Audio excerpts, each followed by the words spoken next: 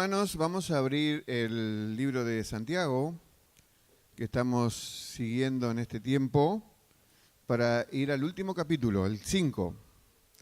Santiago, algunos dicen que esta carta de Santiago, que fue la primera de las 27 partes en que está dividido el Nuevo Testamento, fue la primera que circuló. Y circuló no dirigida a uno, sino, como dijimos, a todos los cristianos en la dispersión. Ahora Santiago debemos decir que es muy franco, muy frontal. Al leer ya casi hasta el final, vemos que trata muchos tópicos, desde la falta de sabiduría, aquellos que ven rápidamente la palabra y la olvidan. Habla de la lengua, un instrumento que a veces nos da muchas dificultades. Hoy vamos a usar las placas como siempre, porque no se olviden que hay hermanos que tienen problemas auditivos y hay hermanos que también de otro idioma, y entonces esto facilita el entendimiento de algunas palabras. Así que vamos a leer capítulo 5, versículos del 13 en adelante. Santiago, el escritor, se ve que es muy instruido, tiene alto conocimiento de la gramática, utiliza muchas figuras literarias. Eso es para personas que han tenido capacitación. Y usa mucho preguntas. Algunas son retóricas. En este caso no. Verso 13. ¿Está alguno entre vosotros afligido? Haga oración. ¿Está alguno alegre? Cante alabanzas. Y ahora va por tercera vez a preguntarnos: ¿está alguien enfermo entre vosotros? Ese enfermo, en el original, uno, si lee así, parece que estaría inclinado a hacer una aflicción física. Pero menciona de las dos, las aflicciones del alma y el espíritu y las aflicciones del cuerpo. Bueno, ¿cuál es la prueba para decir que no solamente a lo físico? El mismo libro de Santiago, porque habla de aquellos que son discriminados por ser pobres, habla de la acepción de personas, habla de varias situaciones que son las enfermedades del espíritu y del alma. Así que, repito el verso 14, ¿está alguno enfermo? De los dos casos, físicos y del espíritu o del almático. Y fíjense la solución o la respuesta de la pregunta: llame o convoque a los ancianos de la iglesia. O sea, personas de responsabilidad no se refiere a que tienen muchos años, a veces puede ser, pero aquellos que tienen responsabilidad de cuidar a la grey de Dios. Y dice que oren por él y ungiéndole con aceite en el nombre del Señor. Y la oración de fe salvará al enfermo, otras traducciones sanará al enfermo, y el Señor lo levantará. Y ahora fíjense que a veces las enfermedades tienen vinculación con el pecados no confesados. Por eso dice: y si hubiere cometido pecados, 15 segunda parte, le serán perdonados. Ahora dice: confesaos vuestras ofensas unos a otros. No dice confesaos vuestros pecados, porque sabemos que la confesión de los pecados debe hacerse a Dios. Dice el libro de 1 Juan: si confesamos nuestros pecados, Él es fiel y justo de perdonar nuestros pecados y limpiarnos de todas maldad. Pero a veces los pecados, y gran parte de ellos, incluyen a otros. Entonces, si yo he ofendido a alguien con mi boca, con alguna situación o con un pensamiento, debo confesar la falta a quien agredí, de alguna manera. Y dice: orad unos por otros. Por eso fíjense que está repitiendo mucho esto de orar. El versículo 14 habla de que oren por él. El 13 dice: haga oración. Y ahora estamos en el versículo 16: orad unos por otros. Esto es muy importante, porque tiene que ver con la sanidad de las personas, para que seáis sanados, dice. Y luego agrega: la oración eficaz del justo. ¿Quién es justo? Nadie es justo por sí mismo. Justo es aquella persona que ha recibido la justicia de Dios. Cuando confesamos nuestros pecados, somos salvos, pedimos a Dios el nuevo nacimiento, viene Dios a morar a nosotros, y la justicia de Cristo, que se logró en la cruz, es derivada a nuestras vidas. Así que esta justicia no es justicia propia, es justicia de Jesús. Y dice más, ahora va a dar un ejemplo, el verso 17, y menciona a un antiguo profeta que está subida en el libro de los Reyes. Elías era hombre sujeto a pasiones semejantes a las nuestras. Porque a veces al leer las proezas de Elías, uno piensa que Elías es un superhombre, un extraterrestre que tuvo a bien hacer grandes prodigios y bueno, y salió de esta tierra de una manera inusitada, con esos carros de fuego. Pero acá dice claramente Santiago, que fue el pastor de la iglesia primitiva, el medio hermano de Jesús, que está diciendo que es hombre sujeto a pasiones semejantes a las nuestras. O sea, los problemas que tenemos nosotros también lo tenía Elías. Sin embargo, él se repuso de esas cosas negativas, esas pasiones que atentan contra nosotros, y se transformó en un gran intercesor en el pueblo de la antigüedad. Y dice, oró fervientemente, otra vez menciona la oración, así que ya estamos viendo que este pasaje, que aunque termina Santiago, tiene que ver con la oración, con varios propósitos, ¿no? Acá la oración intercesora. Dice, y oró fervientemente para que no lloviese, y no llovió sobre la tierra por 3 años y 6 meses. Y otra vez oró, y el cielo dio lluvia, y la tierra produjo su fruto. Hermanos, ahora los 2 últimos versículos son muy interesantes también, y empiezan con la palabra hermanos. En muchas ocasiones, por ejemplo, en 5:7 dice, por tanto, hermanos. El verso es, por mencionar algo, el 5:9, hermanos, y acá vuelve hermanos, porque está dando las directivas divinas a gente que es creyente. Hermanos, si alguno entre vosotros se ha extraviado de la verdad, algo muy duro esto, y alguno le hiciere volver, no dice el pastor, dice alguno, y se refiere a hermanos capacitados por el Señor. Sepa, el verbo saber acá tiene que ver con la experiencia, no saber teóricamente, sino con la experiencia. Sepa que el que haga volver al pecador del error de su camino, salvará de muerte un alma y cubrirá multitud de pecados. Una expresión también del libro de Proverbios. Bueno, entonces el título de hoy, de esta reflexión, si Dios lo permite, es el uso de armas espirituales frente a los conflictos de los lectores de Santiago y a nosotros. Porque vamos a ver que todos padecemos lo mismo. En primer lugar, vemos allí en la segunda placa que hay 5 armas espirituales que vamos a ir desglosando brevemente. En primer lugar, la oración, que casi ubica todo el pasaje. Después, la alabanza. Después, la confesión, en tercer lugar. Luego, la intercesión. Y luego, la restauración, que es lo último que leímos. Así que estos 5 armas espirituales que tienen que ver solamente con aquellos que profesan la fe, que pueden ser llevadas adelante porque Dios las ha dejado para nosotros. Y de alguna manera vamos a darnos cuenta que el libro de Santiago termina como si fuera un círculo, como empezó. Porque también mencionó la oración en el capítulo 1. Dice, si alguno tiene falta de sabiduría, decía ahí, creo que 1:5, debe pedirle a Dios. Después habla del problema del pecado, cuando se concibe el pecado, capítulo 1, pero vemos que en el capítulo 5, en el final, está hablando de aquellos que están extraviados de la verdad, y aquellos que también sufren enfermedades por la práctica de algún pecado y que por eso al confesarlos son sanados. Vamos a la primera. Para el que está pasando por pruebas y aflicciones, Santiago, ¿qué aconseja? La oración. Y en nuestra época está inundada de un exagerado individualismo. Hacemos apoteosis o exacerbamos la individualidad. Pero las prácticas de la fe, en esa incluyo la oración, tienen mucho que ver con la oración comunitaria. No se olviden que el Señor Jesús enseñó a orar en el Nuevo Testamento, iniciando la oración con la palabra Padre, ¿no? Y todos, si decimos ser de Cristo, tenemos un único Padre, quien ha enviado a Jesucristo para salvarnos, y es por eso que siempre incluimos en ella la oración con el inicio de la palabra Padre, Padre Celestial, Padre Nuestro y varias acepciones. Y el Señor Jesús nos dio el ejemplo.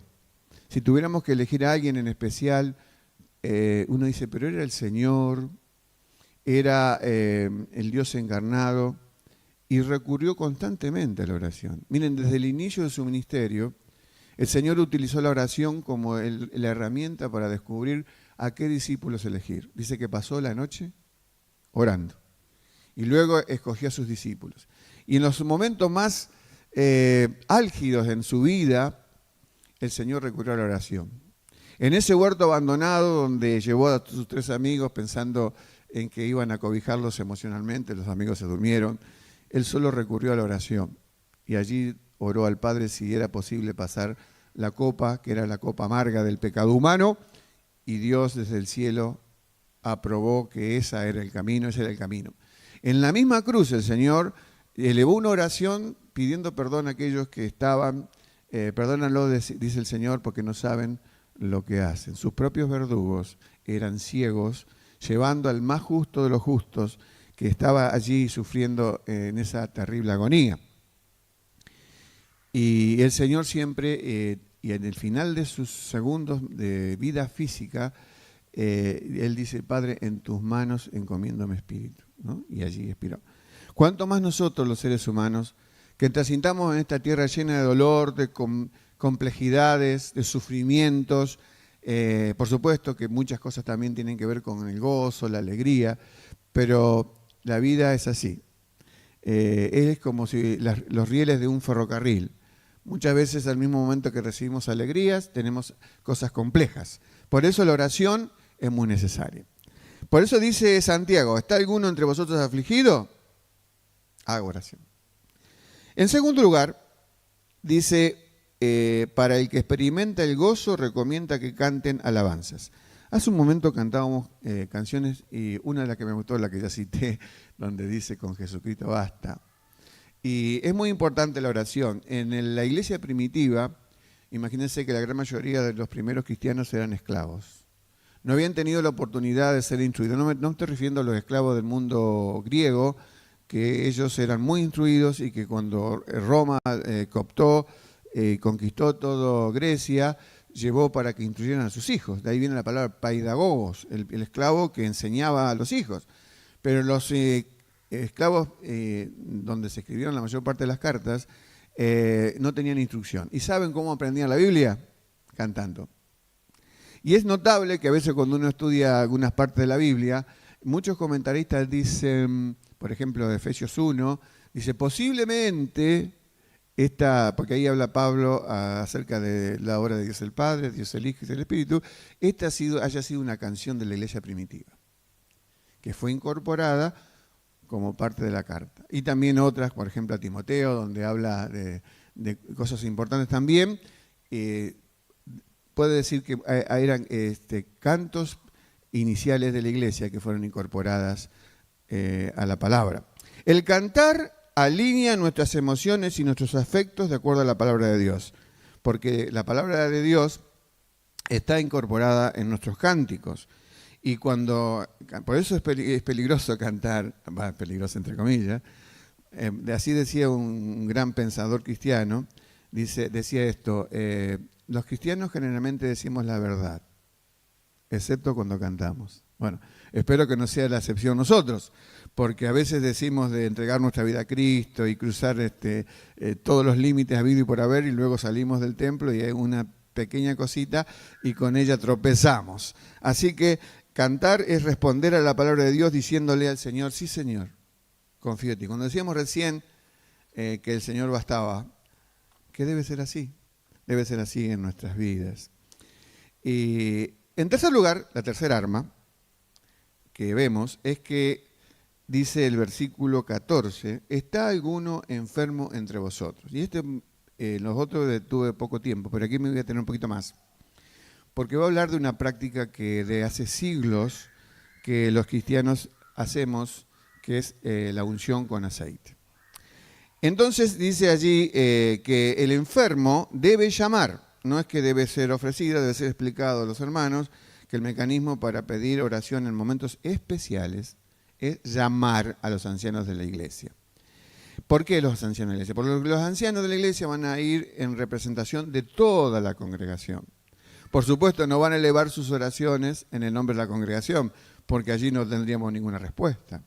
Sí va a ser, como toda oración, en el nombre del Señor. Ahora, dijimos que una cosa a señalar es que cuando dice enfermo, engloba o están en los dos sentidos: a los enfermos del alma y espíritu y a los enfermos de sus cuestiones físicas. Ahora, el asunto que quisiera aclarar y que para mí fue también una novedad, Ahora existe gratis en el teléfono y en internet los originales griegos del Nuevo Testamento. Entonces mi curiosidad era, y lo comparto sinceramente, era tratar de descubrir el verbo ungir, porque acá dice que los ancianos de la iglesia, al recurrir al lugar donde está el enfermo, ungen con aceite al enfermo. Y ahí vamos a llevar la sorpresa, muy grata sorpresa, porque lo que buscamos siempre es el entendimiento claro de lo que quiere decir el texto bíblico. El problema que tenemos es que en nuestro castellano es limitado, es 1 a 7, o sea, por cada palabra castellana hay 7 griegas. Entonces quiere decir que es un idioma más abundante y para poder entender a veces el sentido original, no solamente el contexto, o sea, adelante de lo que está escrito y atrás de lo que está escrito, sino también qué quiere decir originalmente. Y vamos al grano, en la placa 5, creo que estamos allí, y vamos a ver entonces, tratar de descubrir el sentido donde dice el versículo 14, donde dice, llegan los ancianos de la iglesia, y dice Santiago, ungiéndole con aceite en el nombre del Señor. Hay 2 verbos, ungir, en el griego. Entonces vamos a tratar de descubrir a cuál de los 2 pertenece esta frase que está usando Santiago. La primera verbo es, no importa si se acuerdan, no es aleifo, que quiere decir ungir, untar, frotar, dar un masaje con aceite. Aquí hay muchos chicos y chicas que algunos ya se han recibido de médicos, otros están al borde y otros recién empezando. Y entonces, en la época que se escribió la Biblia, las medicinas que había de alcance del ser humano eran muy pocas. Por lo menos 2 menciona la Biblia. Una, ¿se acuerdan? Cuando Pablo ve que Timoteo tenía problemas estomacales y le dice que tome un poco de vino. De ahí está que el vino no es malo. Lo que es malo es tomarlo en exceso. Y la otra, inclusive en el Antiguo Testamento, el rey Ezequías, un antiguo rey de Israel, también tuvo, para recuperar su salud, fue untado, fue preparado algo especial y que trajo salud para él. Y acá también debemos decir que el aceite de oliva era usado muchas veces como la medicina precaria. Entonces, el segundo verbo, diríamos, el primer verbo es aleifo, es, diríamos, un verbo secular, profano. Pero ahora el otro verbo para ungir, diríamos, aunque no sé si está bien decirlo así, es mucho más serio porque es algo que tiene que ver con la consagración. Es el verbo crío. De ahí viene la palabra Cristo.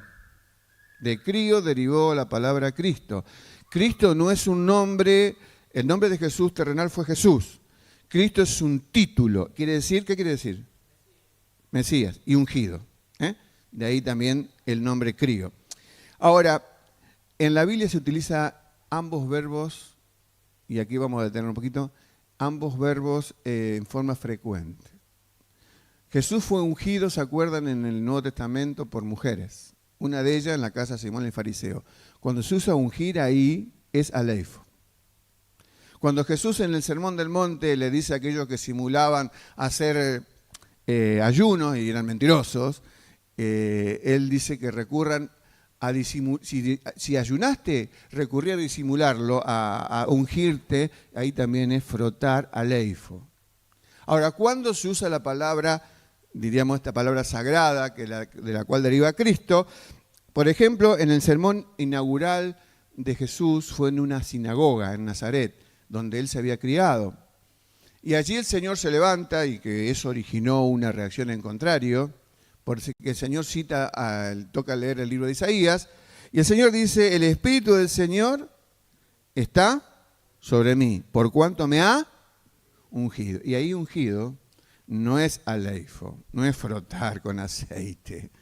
Ahí ungir es consagrar para una tarea no especial, súper especial. Y sigue diciendo el Señor, me ha ungido para dar buenas nuevas a los pobres, me ha enviado a sanar a los quebrantados de corazón, a pregonar libertad a los cautivos, dar vista a los ciegos, a poner en libertad a los oprimidos. Entonces, como breve conclusión, aunque esto atenta un poquito contra la tradición, especialmente la que yo llevo, allí el verbo ungir en Santiago 5 tiene que ver con medicina, aceite, frotar.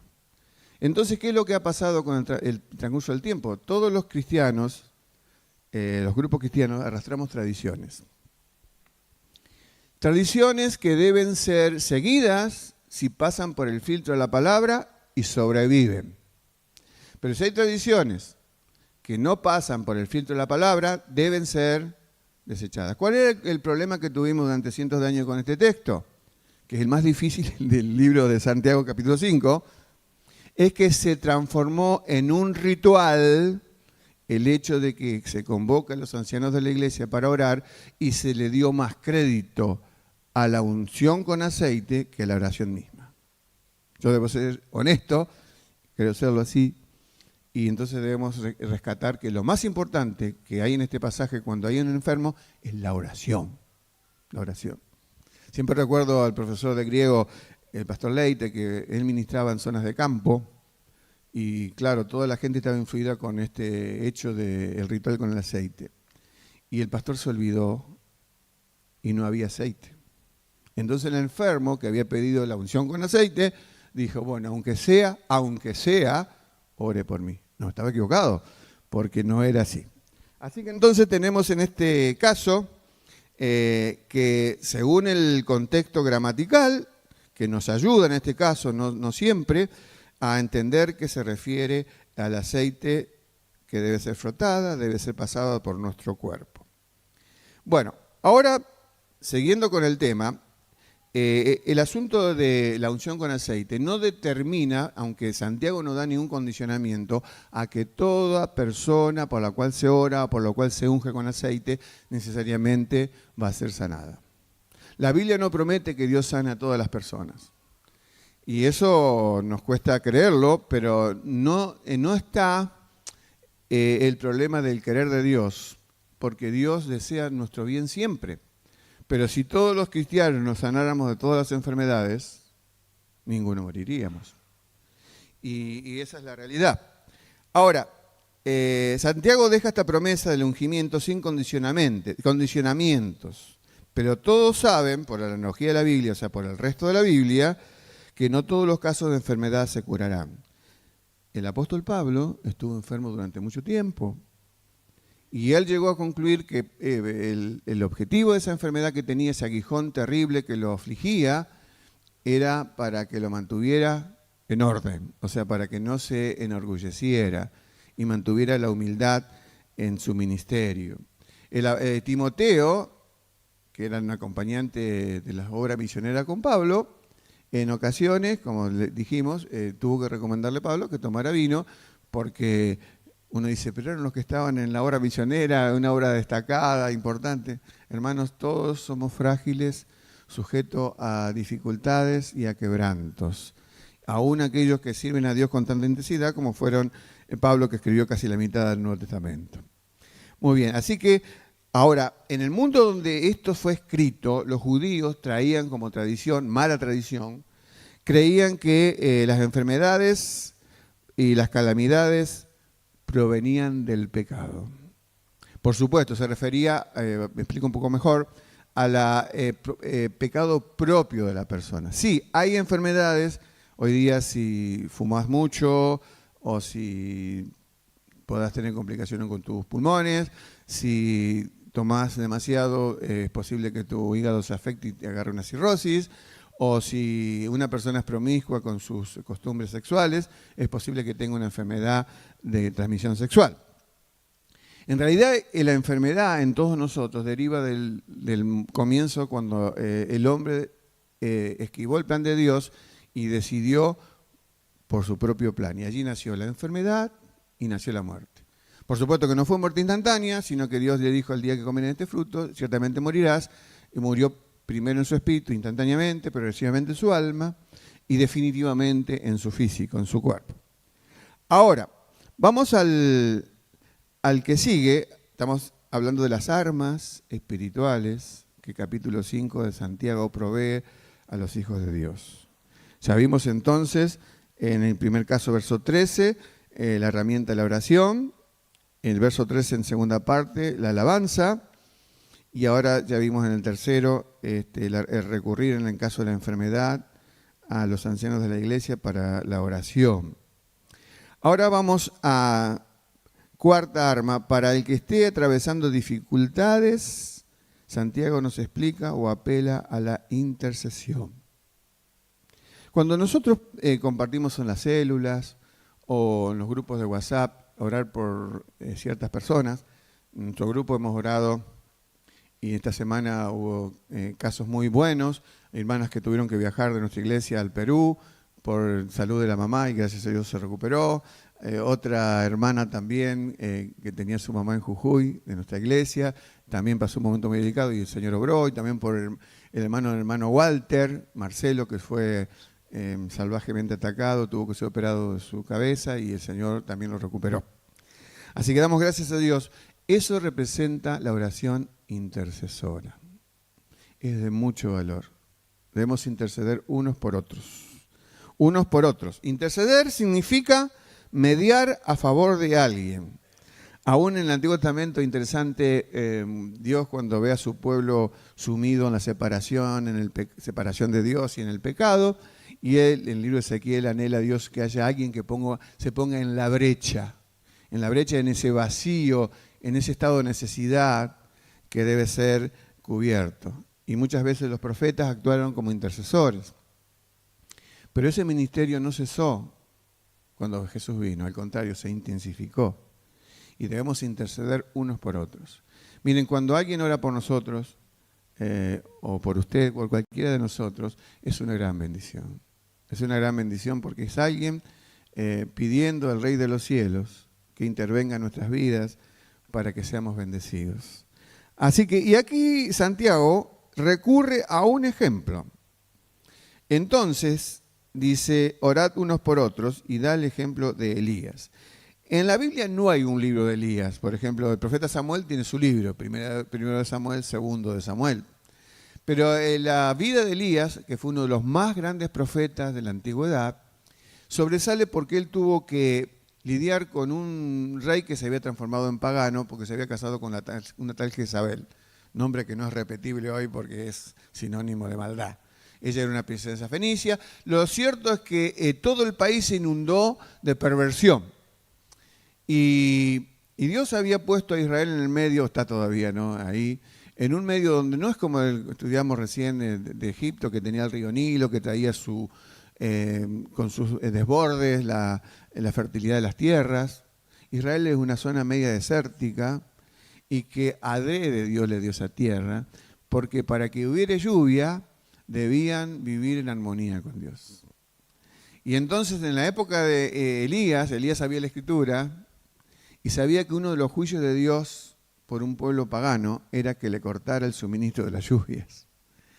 ¿Saben lo que era? La Biblia lo describe, no voy a entrar en detalles. 3 años. Cuando Elías oró ya hacía 6 meses que no llovía.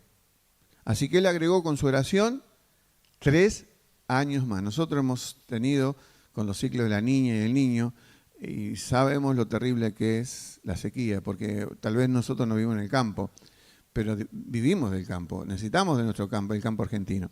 Y sabemos la penuria que trae, la desolación, la amargura de ver los campos que quedan sin tener rendimiento ni cosechas.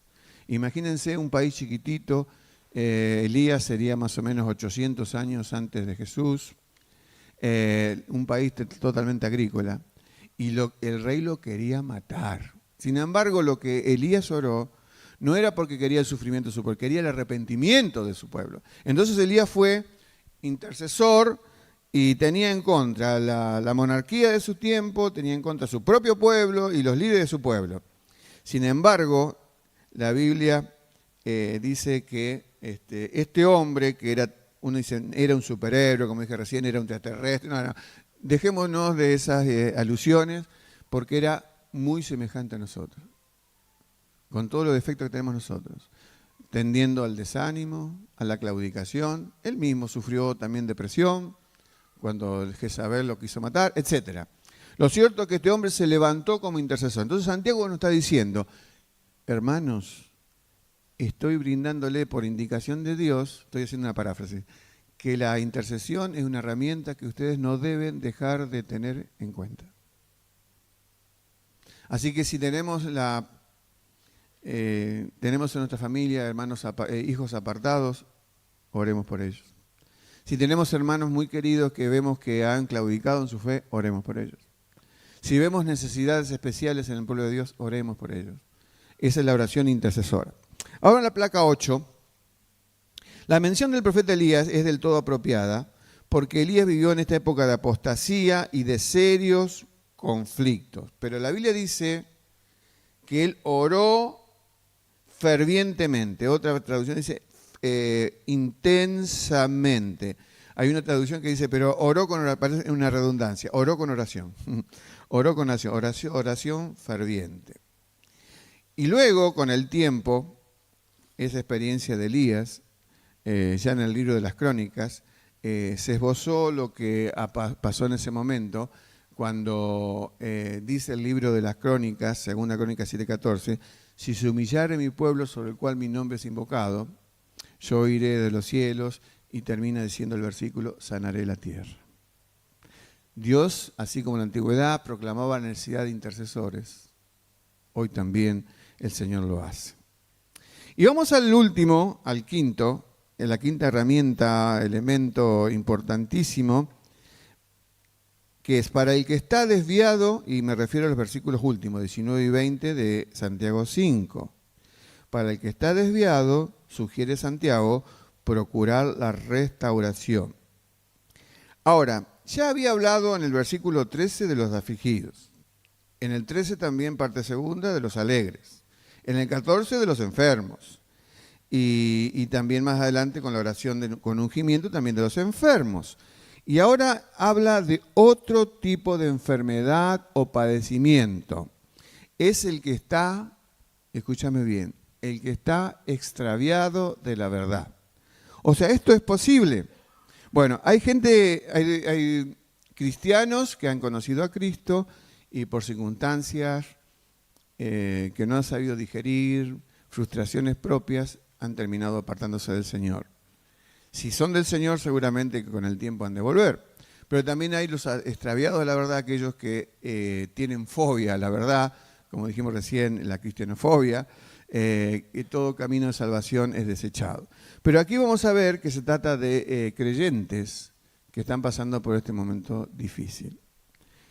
Y es un momento muy duro y también muy grave.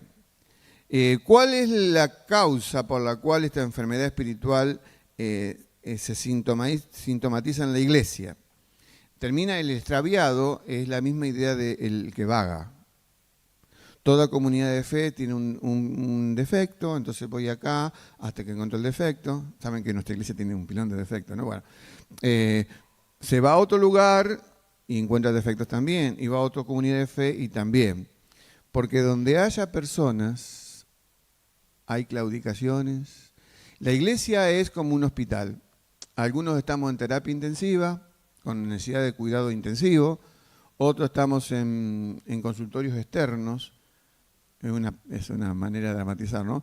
En consultorios externos, donde estamos haciendo un tratamiento, pero todos necesitamos tratamiento.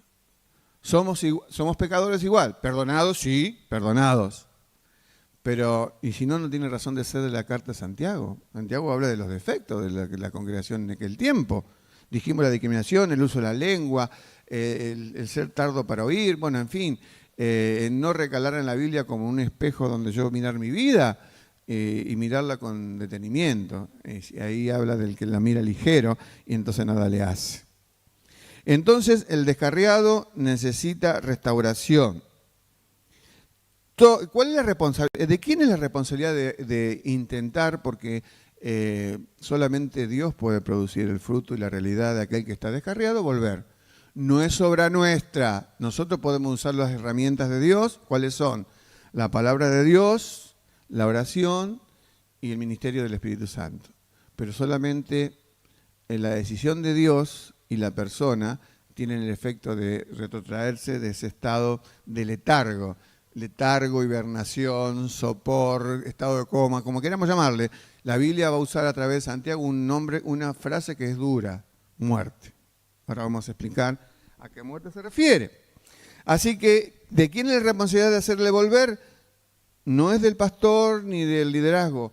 Cada persona tiene la capacidad, porque tiene el Espíritu Santo, ha recibido la palabra para actuar de acuerdo a la necesidad de la persona que está extraviada o vagabunda. Perdón la expresión, pero es algo parecido a lo que la Biblia menciona.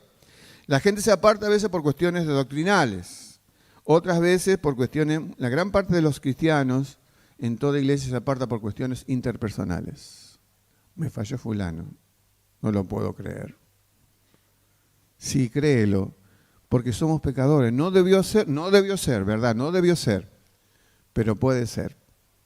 No es lo que Dios quiere, no es lo que Dios quiere, pero es lo que a veces sucede. No estamos hechos, estamos siendo hechos. Entonces las circunstancias amargas deben ser digeridas delante del Señor para que aún de lo amargo podamos sacar lo dulce. Encontré una frase de Agustín de Hipona referida a la oración que está muy buena, está en la placa también, la placa 11. Agustín de Hipona es un gran teólogo del siglo IV, que era de, no sé dónde está, Túnez hoy, o Argelia, y fue un gran pensador. No coincidimos en todo con él, ¿no? Pero hay cosas que sí, y en la que sí la voy a leer, y habla de la oración. Y escucha bien, por favor. Dice, para orar debes considerarte desolado en este mundo. Debes considerarte desolado en este mundo.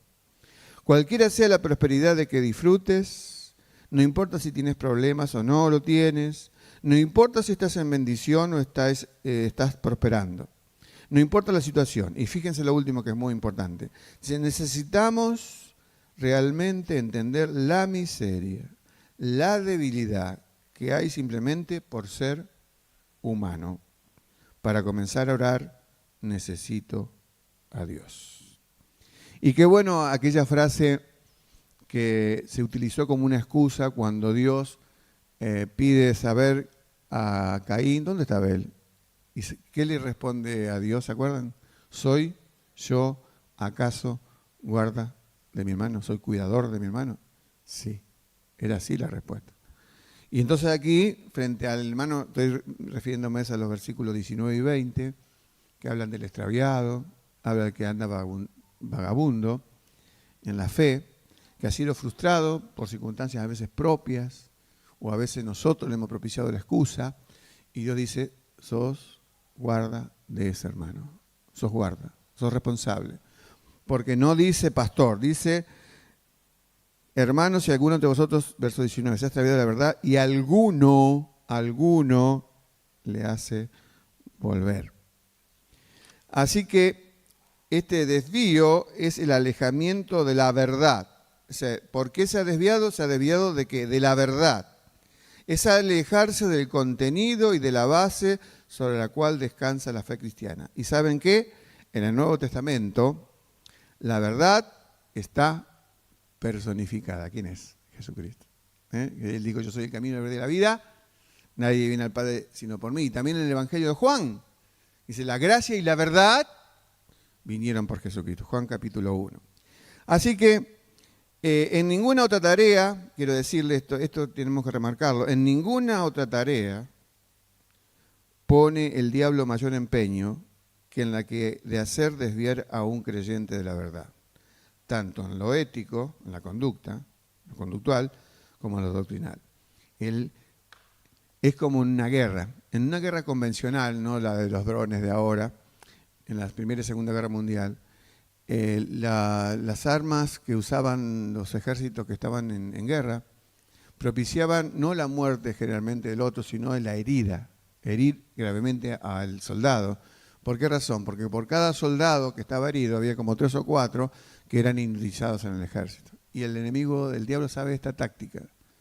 Entonces sabe que va a poner todo el empeño para neutralizar nuestra vida espiritual, para dejarla en estado lastimoso, para que a su vez, cuando hay un hermano en necesidad, hay siempre un pilón de hermano, eso es algo muy bueno, que están tratando de ayudar para que se revierta ese estado de somnolencia, de coma, de hibernación, de letargo, de somnolencia, de aturdimiento, de insensibilidad, de parálisis, etcétera, de torpeza, etcétera, etcétera.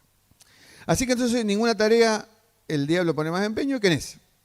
Ahora, hay dos aspectos inseparables de este desvío de la verdad. Puede ser el renunciar a los principios de la fe y determinar vivir como se me place. O la falta de vivir a la altura de esos principios que están revelados en su palabra. Por eso es importante que hay un ministerio, por eso estamos hablando de esta arma de la restauración.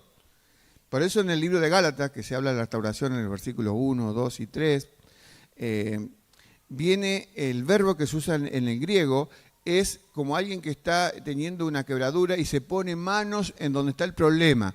No se puede restaurar a la distancia. No se puede. Hay que estar actuando, y no cualquiera puede hacerlo. Ahí ponen las condiciones en el libro de Gálatas. El que está restaurando piensa, me pudo haber pasado a mí. Entonces tenemos ojos de misericordia mayores.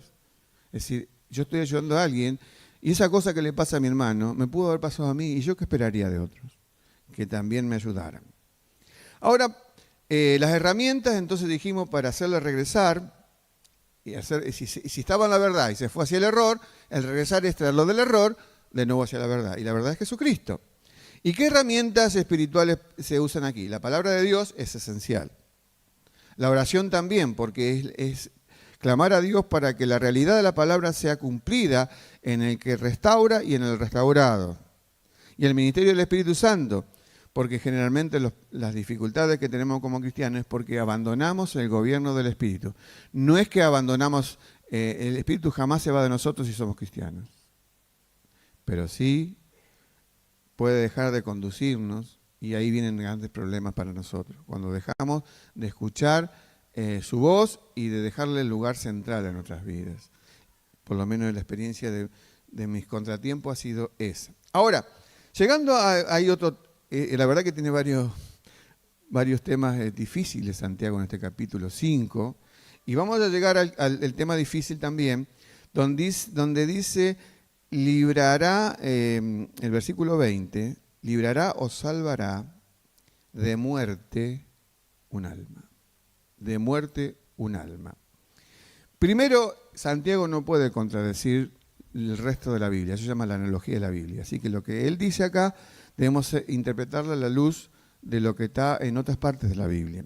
Y en otras partes de la Biblia, como en el Evangelio de Juan, donde habla Jesús como el buen pastor y que el buen pastor da su vida por las ovejas, dice dos veces en 27 y 29 del capítulo 10, nadie las arrebatará de mi mano. Se refiere a las ovejas que oyen su voz y que creen. Esas que oyen su voz y que creen en él, jamás van a poder ser arrebatadas.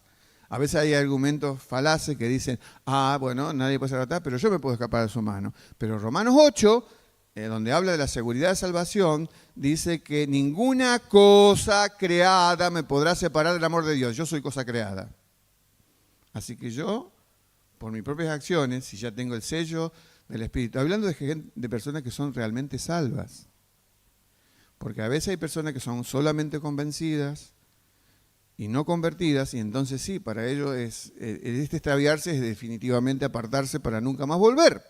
Pero acá está hablando del alma que es librada de la muerte. ¿De qué muerte? No se refiere a la muerte espiritual, porque estamos hablando de una persona salva, y la salvación, como decía Luis Palau, el que nace no desnace.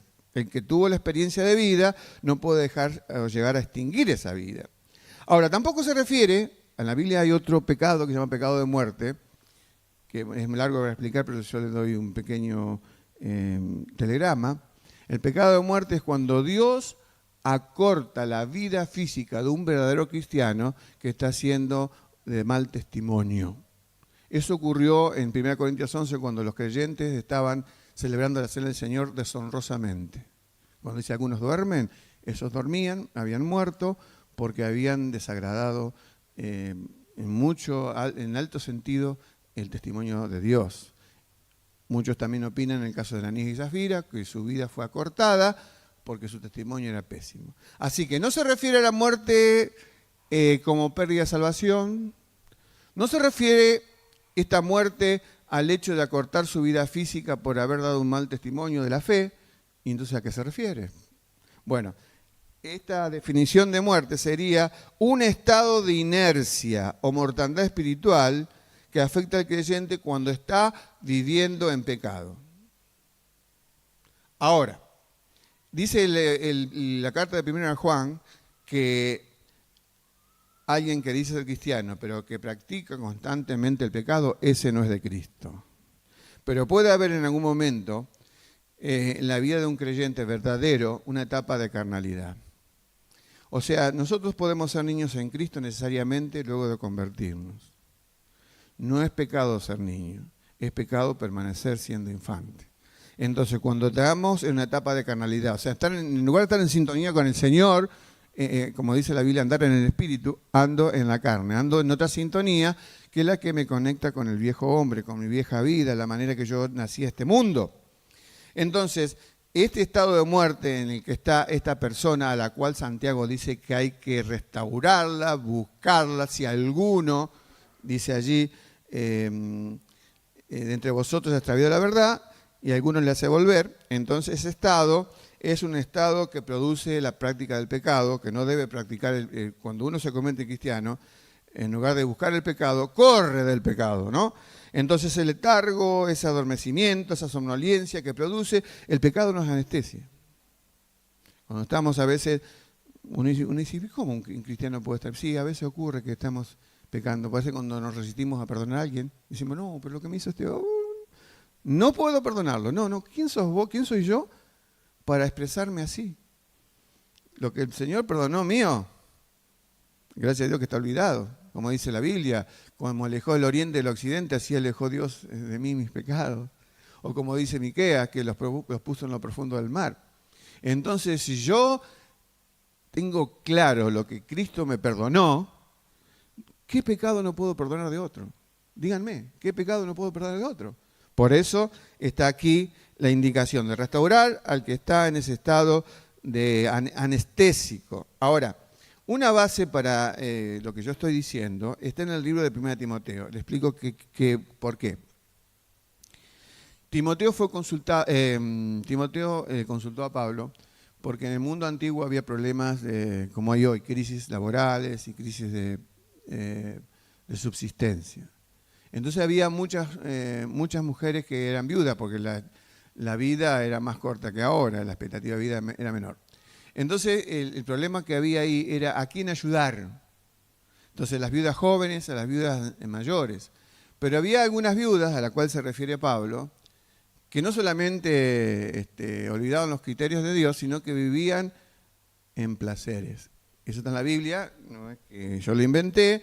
Dice 1 Timoteo 5, 6, esto es todo para explicar lo de Santiago, en el estado de muerte. Dice, mas la que en verdad es viuda y ha quedado sola, espera en Dios y es diligente en súplicas y oraciones noche y día. Está es un ejemplo espectacular. Pero había otros que no hacían eso. Dice, pero la viuda que se entrega a los placeres, viviendo, está muerta. Bueno, por supuesto que no se refiere a la muerte física, porque no estaría viva la persona, sino el mismo estado que está diciendo aquí Santiago, aquel que está practicando un pecado y ese pecado la anestesia, la pone en estado, está letargada, está en estado de coma, está perezosa, está hibernando, todos los sinónimos que quieran.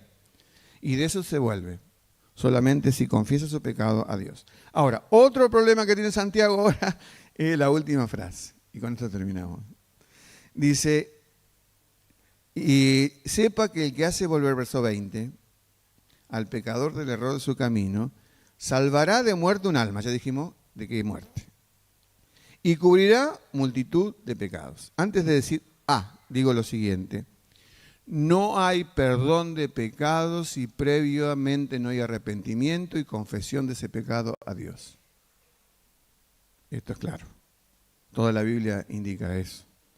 Entonces, acá está hablando de que aquel que actúa como restaurador de la persona que estuvo vagando o extraviada en el error por causas propias o por causas ajenas que le frustraron, Acá está diciendo que será cubierto multitud de pecados. Cubrirá no quiere decir que tapa y no existe, no quiere cubrir, quiere decir quitar, ¿no? Acá Santiago emplea la ética de los proverbios, el libro de Proverbios. Dijimos que Santiago, antes de escribir, consultó, tuvo como bibliografía, vamos a llamar así, el libro de los Proverbios y también el Sermón del Monte. Y cito dos proverbios que tienen que ver con este versículo 20. Dice el versículo 10-12 de Proverbio, el odio despierta rencillas, pero el amor cubrirá todas las faltas. Proverbios 2, 17-9 dice, el que cubre la falta busca amistad. Cubrir la falta quiere decir que yo me vinculo con alguien que está haciendo cosas malas o cosas que no son debidas. El hecho de que yo actúe como juez, poniéndole el dedo a cada rato, y actúe como un acusador, no bendice a esa persona. Tampoco el hecho de que la encubra esté aprobando el pecado, porque dice Pablo, hablando del amor, que el amor no se goza de la injusticia. Injusticia es pecado. Entonces, también Pedro repite esta misma expresión de Santiago. Dice Pedro, ante todo tened entre vosotros ferviente amor, porque el amor cubrirá multitud de pecados. Y si actuamos por lo opuesto, si el amor me lleva a cubrir pecados de otros, no quiere decir que con esto son quitados, debe confesarlo a Dios, pero lo opuesto es, si yo no tengo un verdadero amor, voy a actuar como inclinado a divulgar el pecado ajeno, que es algo muy natural de nosotros sin el Señor. Inclinado a perdonar y activamente a no recordar su pecado, es eso de cubrir. No guardar resentimiento ni hacérselo pagar. A veces cuando alguien nos falla, como que para que yo tenga otra vez confianza en vos, voy a probarte un poco. No es la actitud, no es la actitud. Hay una frase que dice esto que está bastante interesante. Dice, vivir con los santos en el cielo, esa es la gloria. Vivir con los santos en la tierra, esa es otra historia. La verdad que es cierto, porque a veces yo soy el que ocasiona dificultad a otro, otras veces a otro a mí. Entonces, esto de cubrir pecados es no resentirme, no hacérselo pagar y no divulgar. Todo eso solamente puede ser posible si el amor de Dios me gobierna. Así que dejando aquí la historia, quiero decirles que, la última placa, que Santiago concluye su carta como la empieza. ¿Cómo es esto? Por ejemplo, comenzó en Santiago 1 hablando del gozo en las pruebas, ¿se acuerdan? Cuando pasan por pruebas era muy difícil de entender. Y acá en el 5.13 habla del que está alegre y que cante alabanzas. En Santiago 1.5 habla de la importancia de la oración. Si tienes falta de sabiduría, pídela a Dios. Y acá en el 5.14 y 15 enfatiza la oración. En Santiago 1.14 y 15 subraya los que sufren alguna necesidad y que lo busquen en Dios. Y acá también dice el 5.20 que Dios también provee para cada necesidad. Así que, hermanos, que Dios nos bendiga para que estas armas, que no solamente están en el libro de Santiago, la necesidad de la oración está en otros libros, en el momento de la gratitud, de la alabanza también, y del orar por los que necesitan también. Pero Santiago es un apóstol práctico, que en realidad esto dicen todos, que es un sermón que quedó escrito. Y entonces estamos reflejando en los comentarios lo que el Señor le inspiró a escribir. Que Dios nos bendiga, hermanos, a usar las armas. ¿Estás afligido? Oración. ¿Estás alegre? Canta alabanzas. Necesidad de intercesión, orar unos por otros. Y también en el final decíamos usar la restauración, porque pensando que el que está excluido, que está vagabundo, que está adormecido, puede haber sido yo. Y yo le buscaría y esperaría que otro me socorriera. Que Dios nos bendiga. Vamos a ponernos de pie y dar gracias a Dios por este momento especial donde Dios nos dio estas herramientas para usar. Señor nuestro Dios, gracias por tu bondad. Gracias porque, Señor, tú tienes una receta para cada situación que los seres humanos enfrentamos. Si estamos alegres, si estamos tristes, si estamos afligidos, si estamos enfermos, si estamos, Señor, en momentos de vagabundez o exclusión de la fe y también si necesitamos restauración. Que el Señor, que esta iglesia pueda en este tiempo que sigue emplear estas armas para bendecir a cuantos la necesiten. En el nombre de Jesús, despídenos, Señor, en tu paz. Por el nombre de Jesús. Amén. Dios les bendiga, mis hermanos.